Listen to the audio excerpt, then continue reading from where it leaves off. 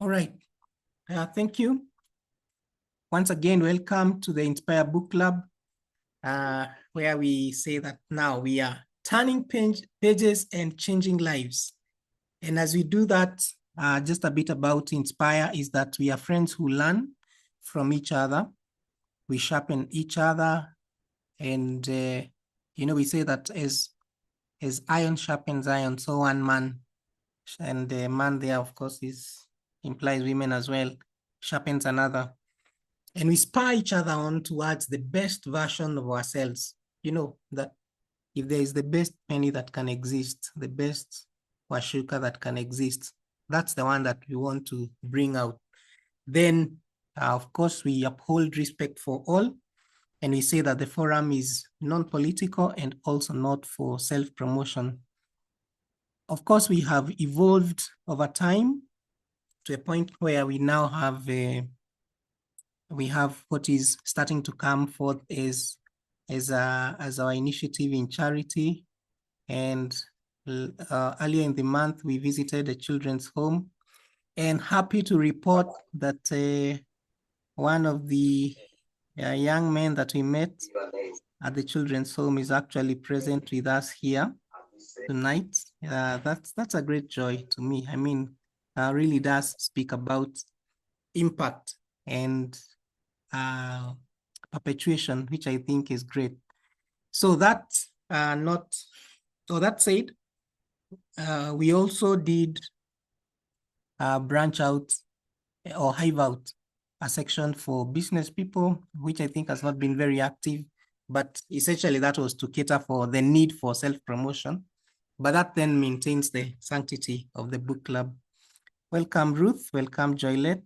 Good to see you. So, finishing strong. And what we are saying is that it's not how you start that's important, but it's how you finish. And that's a quote from Jim George, quoted by Karumba in the book that we are now reading, or which we are finalizing today, actually, Wealth Beyond Generations. And King Solomon in the book of Ecclesiastes says that the end of a matter is better than its beginning. So the exhortation there is that how you finish is important. So we are told that there are deeper reasons that beyond the mere pursuit of money, long-term success for businesses comes from deeper goals. And the goals that are identified in this book, okay, that's interesting. Can you hear me? I think that's, okay. Thank you, Ashuka. So Jackson, then that implies that it could be on your end. Maybe you could try log out and log back in. Yeah, so the reasons that are identified for starting a business are, one, that is beyond the pursuit of money. And pursuit of money in itself is important, but beyond that, we're saying that there could be deeper motivation. One is raising others as we rise. And for me, actually, as a person, that is a great motivation. I say my being in business, but also my support for entrepreneurs is largely driven by that need to create employment, because I find that there is a dignity that comes from being employed, and vice versa, that actually you could trace a good number of the vices that people engage in could be traced to their lack of employment, for example. So as we build businesses, then they become channels, they become vessels, or they become, they give us the opportunity to be able to be a blessing to others. So we raise others as we rise. Then it becomes an opportunity to learn, and there is quite a lot that you get to learn. If, for example, you're an introvert, you find that if you're going to start a business, then you have to learn how to be a people person. You have to learn how to relate, to go out there and get out of your comfort zone. And the other one is character formation. In the book, I know he talks about resilience, but I was thinking that that is only just one value which you get, or one quality that you get as you build business. Then you find that ideally, as you are resilient, as you believe, as you develop yourself, as you build your competence, as you learn how to relate to people, then it is building your character and making you into a better person. So that is deeper reasons, or deeper motivation, deeper goals beyond the mere pursuit of money for starting a business. Then I used I don't know whether to say my own words or the words of Stephen Covey in saying here, begin with the end in mind. And he says that what you want to be doing is to nurture the next generation. And so you can look at yourself where you are today and start thinking about the ultimate exit. That's why I said it's a form of beginning with the end in mind, where you are saying, okay, I'm building this business today, but how does exit look like for me? Now, I must admit that it's not very easy to do that, especially if you feel like you're still in the early days of the business. But I think it's an important thing to start entertaining that thought, because then you start preparing, you start especially nurturing the next generation. I think we will see that when we come to what he calls critical business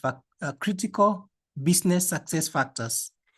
But then, what does nurturing the next generation look like, or what does it take to prepare the next generation? And it takes two particular things. One is to invest in them, and the other is to invest for them. And both are important. But then he says that if you were, paraphrased, if you were to choose between investing in them and investing for them, investing in them is more important. So more important implies that even the other it doesn't mean that the other is unimportant. It just means that this one ranks higher.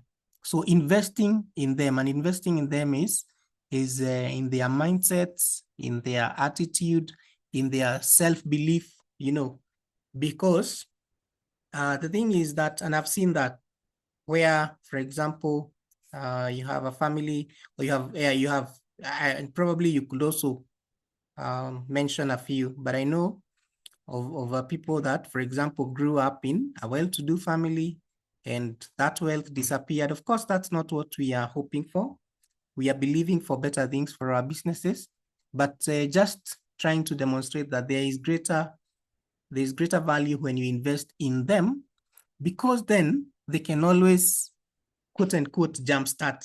In fact, he says, I think he gives some very, very funny examples. He says that, they can even go and sell ice to the Eskimos. And because you have, I think the reason is because if you think about what it takes to start a business, it is the unseen factors, like what I just mentioned, faith. I think a common word that is used now is grit. In fact, I think there is a whole book just about grit. All right, so resilience. So the ability, for example, to identify opportunities. So invest for them, but also, more importantly, invest in them. So let's look at these business success factors. And the first one that he talks about is integrity. You'll find that I may have rearranged them a bit to coin an acronym, but then they are all there as he put them. Number one is integrity, which he says is a clear set of values, and it acts as a foundation. If you think about a foundation, it's something which is entirely important to the success of something, or it is entirely important to the standing or the establishment of a building, and yet may be unseen. All right, so that's integrity, a clear set of values. And he says that you want to walk the talk. And in fact, what he says there is that entrepreneurship may not last because what happens when a new government or a new regime, for example, comes in?